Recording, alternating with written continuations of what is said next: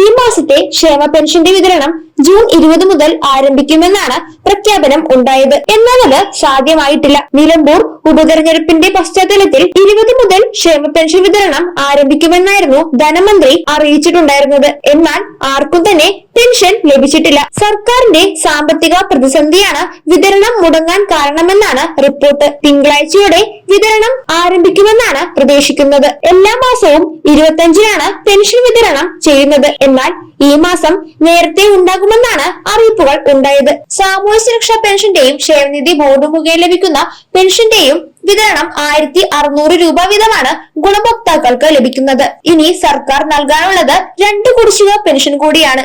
കഴിഞ്ഞ മാസം ഒരു ഗഡു കുടിശ്ശിക കൂടെ ഉൾപ്പെടെ 3200 രൂപയാണ് വിതരണം ചെയ്തത്.